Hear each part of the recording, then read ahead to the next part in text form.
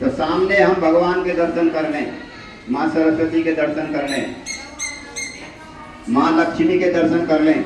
वो कहाँ निवास करती हैं? हमारे हाथों में। इसीलिए हम मंत्र करते हैं।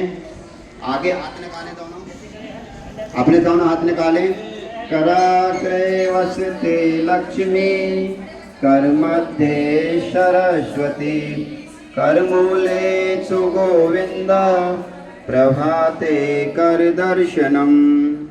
एक बार और। कराग्रे वसते लक्ष्मी, कर मध्ये सरस्वती, कर मूले तु गोविंदा, प्रभाते कर दर्शनम।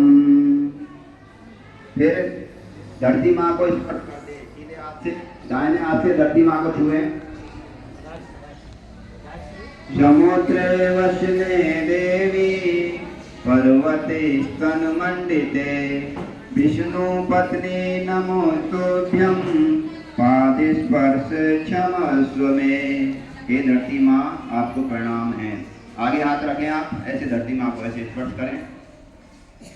समुद्रे वसने देवी, पर्वते स्तन मंडिते, विष्णु पत्नी नमोस्तुभ्यं, पाद स्पर्श क्षमस्व मे। हे धरती माँ, आपको प्रणाम है। आप सभी माताओं की माता हैं। सभी माताएं आप पर निवास करती हैं। गंगा माँ, गौ माता, जन्म देने वाली माता, तुलसी माता, ये सभी माताएं आप पर इस तरह हैं। हे धरती माँ, हम आपको प्रणाम करते हैं। फिर थोड़ी देर बिस्तर पर ही शांत हो जाएं। जो विद्यार्थी सुबह सूर्योदय से पहले जगकर प्राणायाम कर लेते हैं बिस्तर पर, प्राणायाम कैसे करना? श्वास अंदर जाए, गिनती गिने, 1, बाहर आया गिनती, अंदर जाए भगवान का नाम, या बहुत ऊंची साधना है, अंदर जाए श्वास सो, बाहर आए हम, सो हम, सो हम, सो हम, ऐसे सांसों को देखें। फिर बिस्तर त्यागने के साथ ही हम बड़ों को प्रणाम करें, माता पिता को प्रणाम करें, जो भी बड़े हैं उनको हाथ जोड़कर प्रणाम करें, चरण स्पर्श करके उनके आशीर्वाद लें। उसके बाद ही फिर हम सुबह कोसा पान करते हैं, गुनगुना जल पिए, या जैसे आपके अनुकूल पड़ता है जितना पानी पीकर फिर शौचालय जाते हैं। शौचालय जाते समय हम अपने सिर को ढककर रखें, सिर पर कपड़ा रखें, कान और सिर ढका रहे। उसके साथ ही फिर शौचालय से निवृत्त होकर तुरंत स्नान कर लें। स्नान करें तो हम माँ गंगा का स्मरण करते स्नान करेंगे तो तीर्थों के स्नान का फल मिल जाता है, गंगा स्नान का फल मिल जाता है। स्नान करने का मंत्र है ओम ह्रीम गंगाए, ओम ह्रीम स्वाहा, ओम ह्रीम गंगाए, ओम ह्रीम स्वाहा, ओम ह्रीम गंगाए, ओम ह्रीम स्वाहा। अच्छे से रगड़कर हम स्नान करें।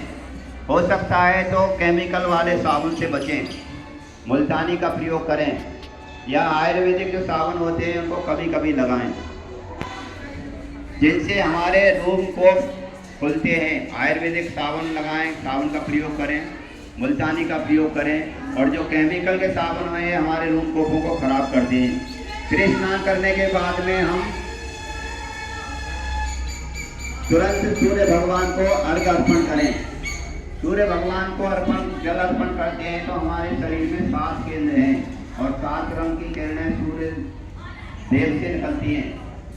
सूरज से 7 रंग की किरणें निकलती हैं और हमारा शरीर 7 रंगों से बना हुआ है। अगर हमारे रंग डिस्बैलेंस होते हैं तो बीमारियां होती हैं। इस शरीर में हमारे 7 चक्र हैं।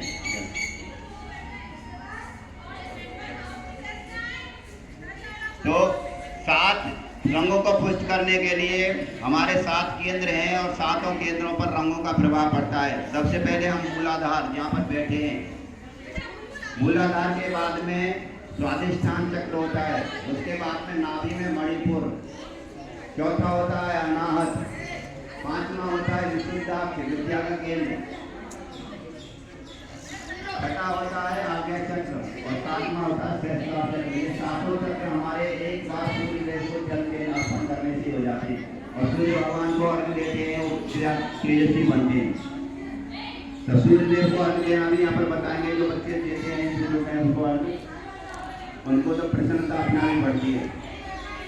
फिर उसके बाद में हम सूर्य नमस्कार करें, प्राणायाम करें, आसन करें, व्यायाम करें, तो ये हमारी आदर्श दिनचर्या है। तो जो विद्यार्थी करते हैं ऐसी दिनचर्या अपनाए हैं,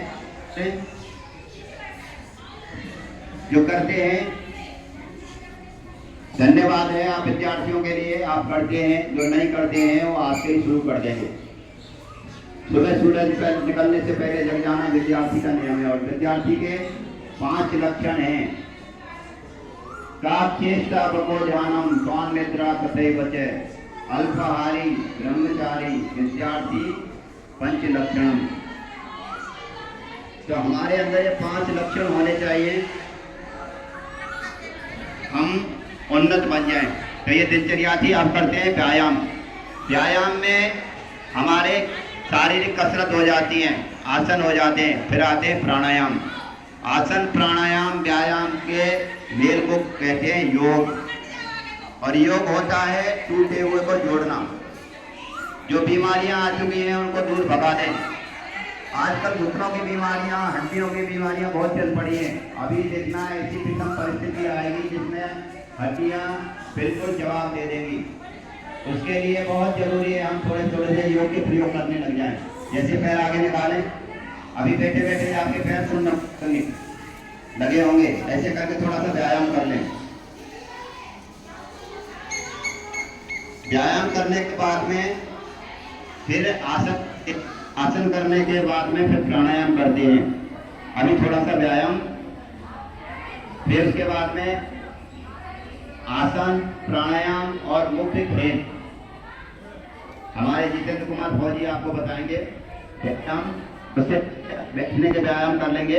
इनमें व्यायाम में और इनमें क्या